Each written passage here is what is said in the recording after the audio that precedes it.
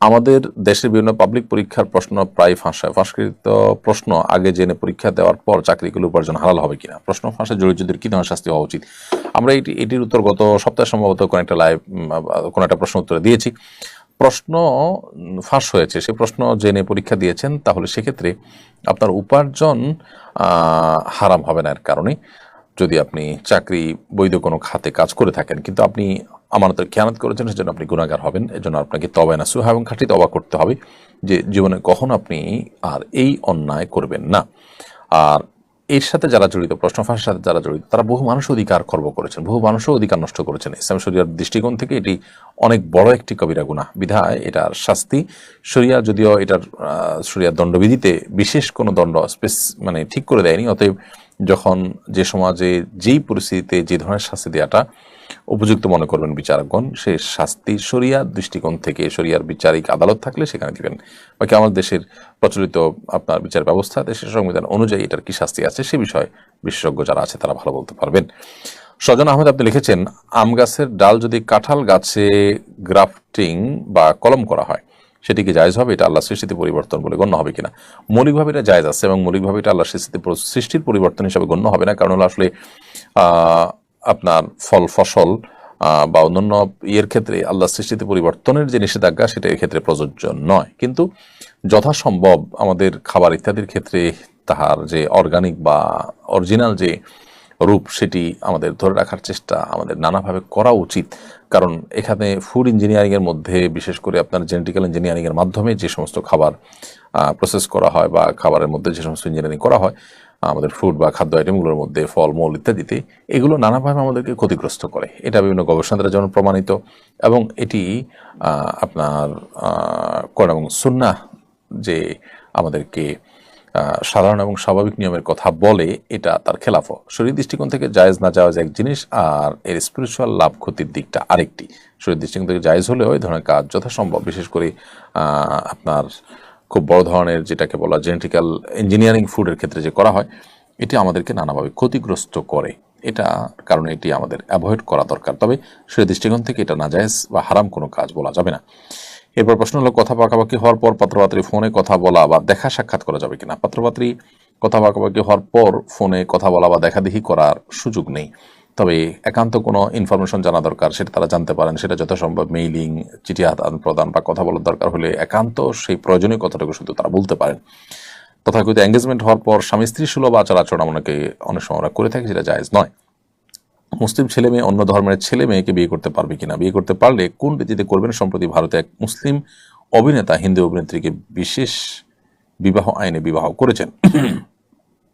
ইসলাম শরীয়তের দৃষ্টিকোণ থেকে কোনো মুসলমান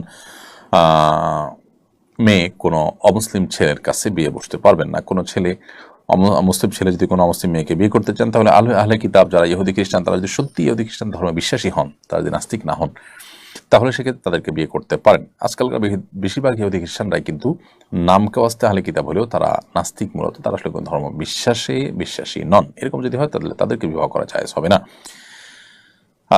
নবী সাল্লাল্লাহু আলাইহি ওয়াসাল্লামের দৈনিক রুটিন কেমন ছিল? নবী সাল্লাল্লাহু আলাইহি ওয়াসাল্লামের দৈনিক রুটিন সম্পর্কে স্পেসিফিক এরকম ধারাবাহিক বর্ণনা কোনো হাদিস থেকে পাওয়া না গেলেও বোঝা যায় যে তিনি ভোর রাতে ঘুম থেকে উঠতেন, তাহাজ্জুদের সালাত আদায় করতেন, এরপরে ফজরের আগে সুন্নত পড়তেন এবং ফজরের আগে সামান্য একটু ঘুমাতেন। ঘুম থেকে উঠে সুন্নত পড়ে ফজর নামাজ আদায় করতেন। ফজর নামাজের পর জিকির, আজকার, তাসবিহ, তেলাওয়াত, ইশরাক পড়তেন, চারটা নামাজ পড়তেন, পরিবারকে সময় দিতেন। কখনো কখনো সমাজের কাজ থাকতো, দাওয়াতি কাজ থাকতো, সে সমস্ত কাজ পরিচালনা করতেন। দুপুরে একটু ঘুমোতেন, এরপরে জোহর আসর পড়তেন, রাতের খাবার এশার আগে খেয়ে ফেলতেন এবং এশার পরে দ্রুততার সাথে শুয়ে পড়তেন।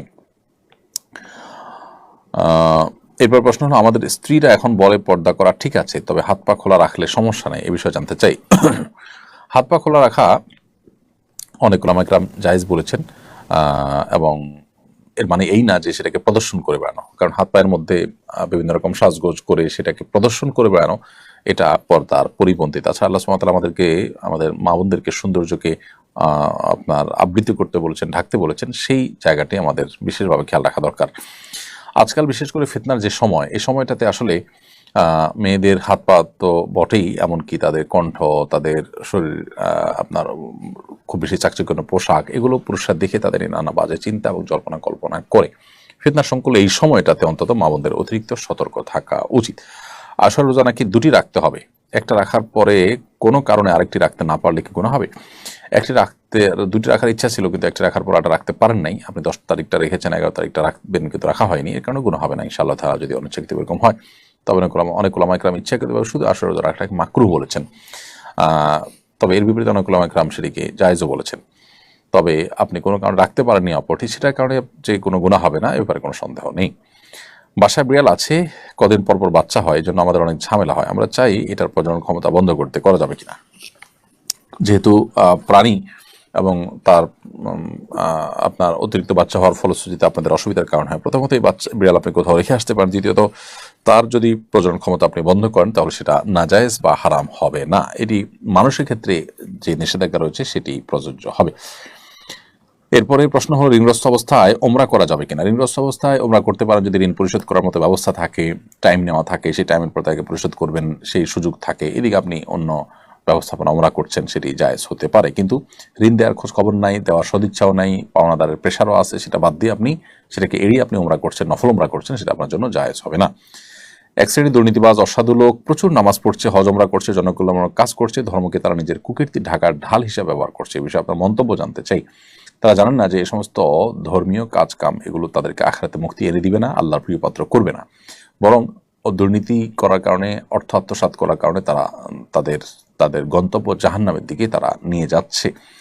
এটা হলো গাছের গোড়া কেটে আগায় পানি দেওয়ার মতো অনেকটা। আপনি কাজ করছেন অন্যায় এবং হারাম উপার্জন করছেন, আবার এদিকে কিছু নামাজ রোজা করে সেটাকে হালাল করার বা সেটাকে আপনি রিকভার করার চেষ্টা করছেন। এটা একটা ব্যর্থ চেষ্টা ছাড়া আর কিছুই নয়। ইসলাম সম্পর্কে ভুল ধারণার কারণে আমাদের দেশে দেখা যায় যে খাদ্যে ভেজাল দেওয়া, নানাভাবে দুর্নীতিতে লিপ্ত হওয়া মানুষগুলোর মুখে দাঁড়িয়ে তারা নামাজ কালাম পড়ছেন, আবার এই কাজগুলো করছেন। আল্লাহ আমাদেরকে ইসলামটা বোঝার তৌফিক দান করুন। আপনি অনেক বেশি নামাজ রোজা, অনেক বেশি নফল উমরা করার দরকার নাই, নফল হজ করার, নফল আপনার আমল করার দরকার নাই। আপনার মুক্তির জন্য দরকার যতটা আপনার গুনাহ থেকে বেঁচে থাকা, মানুষের অধিকার নষ্ট করা থেকে বেঁচে থাকা। এরপর প্রশ্ন হলো, স্বামী আমাকে তালাক দিয়েছে, সারাদিন তাকে লানত আর অভিশাপ দিতে মন চায়, এটা কি ঠিক হবে? বোন, কি তালাক দিয়েছে, কিভাবে দিয়েছে, কোন প্রেক্ষিতে দিয়েছে, তালাক হয়েছে কি হয়নি, সেটি তো ভিন্ন আলাপের বিষয়। তবে তিনি যদি আপনার প্রতি অবিচার করে থাকেন তো সেক্ষেত্রে আপনি তাকে ক্ষমা করলে অবশ্যই ক্ষমার কারণে আল্লাহর কাছে বিনিময় পাবেন। আর যদি আপনার ক্ষমা না করেন, আপনার মনের মধ্যে কষ্ট থাকা কাজ করে, আল্লাহর কাছে তার উপযুক্ত বিচার আপনি কামনা করেন, তো সেটা আপনার জন্য জুলুম নয় বা আপনার জন্য নাজায়েজ কোনো কাজ নয়। তবে গালমন্দ করা, মুখ খারাপ করা বা অভিশাপ দেওয়া যেটাকে বলে, সেটি আপনি করবেন না।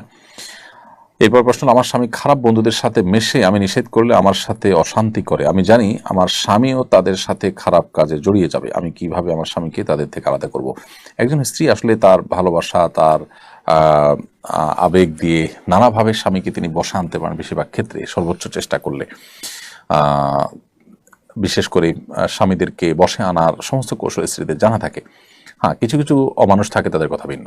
তো আপনি যদি চেষ্টা করে তাকে আনতে পারেন, চেষ্টা করবেন, অন্যদের বুঝাবেন, আপনার চেষ্টা আপনি করবেন, এবং আপনার ধারণা ঠিকই খারাপ মানুষের সাথে মিশলে একসময় মানুষ খারাপের দিকে চলে যায়, সেই জায়গা থেকে অবশ্যই আমরা সরে আসার চেষ্টা করব।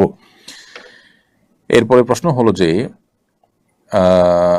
শাতিমা রাসূলের শরঈ বিধান কি? শাতিমা রাসূলের শাস্তি কি? শাতিমা রাসূল বা রাসূল আকরাম সাল্লাল্লাহু আলাইহি ওয়াসাল্লামকে অমাননাকারী এবং গালমন্দকারীর শাস্তি সবচেয়ে চরম শাস্তি। তাদের শাস্তি হলো মৃত্যুদণ্ড। এই ব্যাপারে সারা বিশ্বের সমস্ত উলামা ইকরাম একমত, কারো কোনো ভিন্ন মত নেই। নবী করিম সাল্লাল্লাহু আলাইহি ওয়াসাল্লামকে গালমন্দ করলে, তাকে আপনার কটূক্তি করলে, তার অবমাননা করলে, সেটিকে ইসলাম শরিয়াতে সবচাইতে কঠোর অপরাধ হিসাবে বিবেচনা করা হয় এবং এটা ক্ষমার অযোগ্য অপরাধ। যদি তিনি তওবা করে ফিরে আসেন তাহলে সেক্ষেত্রে আল্লাহ সুবহানাহু ওয়া তাআলার কাছে তিনি ক্ষমা পেতে পারেন।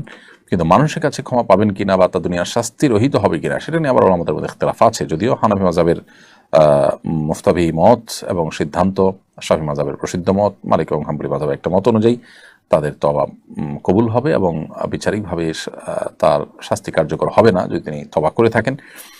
আর এর বিপরীতে শক্তিশালী মত এবং অনেক ইমামদের মতেই তার তওবা কবুল হবে না। তবে শাস্তি যে মৃত্যুদণ্ড, এ ব্যাপারে কোনো ভিন্ন মত কারণ নেই। নবী সাল্লাল্লাহু আলাইহি সাল্লামের শাতিমদের শাস্তি শুধু মৃত্যুদণ্ডই নয়, অত্যন্ত কঠিনভাবে তাদের শাস্তি দেওয়ার কথা রয়েছে। বিশেষ করে কোন একটা আয়াত ক্ষেত্রে খুবই গুরুত্বপূর্ণ এবং দ্রষ্টব্য। এই প্রথমবার পবিত্র কাবাগরের কিসওয়া বদলানোর প্রক্রিয়ায় নারীরা অংশ নিয়েছেন বলে বিভিন্ন সংবাদ মাধ্যমে উঠে এসেছে, এটা শরীয়ত অনুমোদিত কিনা? দেখুন, সংবাদ মাধ্যমে যেটি প্রচারিত হয়েছে আমার চোখে পড়েনি, এরকম কিছু যদি হয়ে থাকে যে নারীদের কে কাবা ঘরের যে কিছু এটা বদলানোর কাজে ব্যবহার করা হয়েছে, এরকম যদি ঘটে থাকে তাহলে সেটা আমরা শুধু এক কথা বলবো, দুঃখজনক। দুঃখজনক। ইসলাম আমাদের যে সুন্দর জীবন বিধান দিয়েছেন, এখানে নারীদেরকে অধিকার দেওয়ার নাম করে নানা ভনিতা করার, নাটক করার কোনো দরকার নেই। পৃথিবীতে বহু মানুষ, বহু সমাজ মেয়েদেরকে অধিকার দেওয়ার নাম করে তাদেরকে এমন একটা পর্যায়ে নিয়ে এসেছে যেটা আসলে তাদের অধিকার দেওয়া নয়, বরং তাদের প্রতি নানাভাবে জুলুম হচ্ছে। আল্লাহর সুন্নাহ বা আল্লাহর নিয়মের বাইরে বের হয়ে এসে আমরা তথাকথিত সমান অধিকার দেওয়ার যে কথা বলছি, ইসলাম সমান অধিকারের কথাই বলে না কখনো। ইসলাম বলে ন্যায্য অধিকারের কথা বলা, যে ক্ষেত্রে যার যতটুকু প্রয়োজন তার জন্য ততটুকু দিতে ইসলাম বলে। সব ক্ষেত্রে সমান সমান দেওয়ার চিন্তা সঠিক চিন্তা নয়, ইসলাম সেটার কথা কখনো বলে না। এই জন্য কাবার গিলাফ বদলানোর ক্ষেত্রে পুরুষ আছেন, সাথে মহিলারাও থাকতে হবে, তাহলে তাদের অধিকার দেওয়া হবে, এটা ভুল ধারণা। নবী করিম সাল্লাল্লাহু আলাইহি সাল্লাম, সাহাবা ইকরাম, খুলাফা রাশেদা, তারা কেউ কিন্তু এরকম কোনো কাজে মেয়েদেরও অংশগ্রহণ করাতে হবে জাস্ট তাদের অধিকার দেওয়ার নাম করে, এরকম কোনো সস্তা কাজ সাহাবা ইকরাম করেন না, মুসলমান সেটা করতে পারেন না। আল্লাহ মাফ করুক, সেই কাজটি যদি হয়ে থাকে সেটা হবে খুবই দুঃখজনক বিষয়।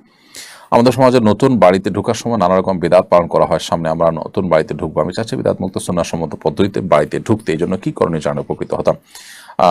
আপনি নতুন বাড়ি করেছেন, এ উপলক্ষে কোনো মানুষকে যদি আপনি দাওয়াত দিয়ে খাওয়ান, আত্মীয় স্বজনকে দাওয়াত দিয়ে খাওয়ান, সেটা জায়েজ আছে, এটা শরীরের কোনো নির্দেশ নয়।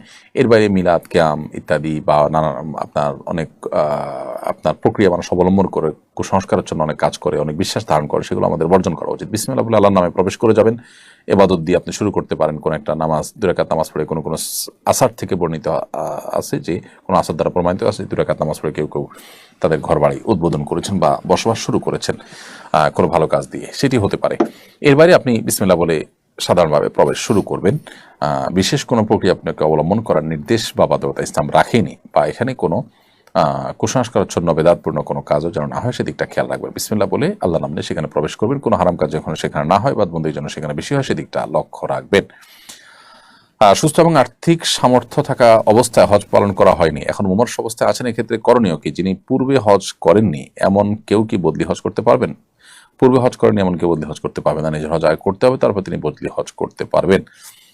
সুস্থ এবং আর্থিক সামর্থ্য থাকা অবস্থায় যদি হজ না পালন করে থাকেন, মুমূর্ষু অবস্থায় আছেন, তাহলে তার আর্থিক সংগতি থাকলে এটা দিয়ে তার পক্ষ থেকে অন্য কাউকে দিয়ে বদলি হজের ব্যবস্থা করবেন। শুধু সাজানোর উদ্দেশ্যে বাবুর কপালের ডান বা বাম পাশে টিপ দেওয়া যাবে কিনা, এটা করতে পারেন, সাজানোর জন্য দিতে পারেন, এটা কল্যাণ করার চিন্তা না করে যদি দেন দিতে পারেন। কোরআন মাজিদ তেলাওয়াত করার সময় সিজদার আয়াতগুলো অনেকবার তেলাওয়াত করা হয়েছে, কিন্তু পরে সিজদা দেওয়া হয়নি, এখন আমার করণীয় কি? সিজদার আয়াত তেলাওয়াত করে সিজদা দেওয়া ওয়াজিব। যদি আপনার সিজদা কখনো না দিয়ে থাকেন তাহলে তো আপনি অনেক বড় গুনাহ করেছেন এবং সেজন্য আল্লাহর কাছে তওবা করবেন।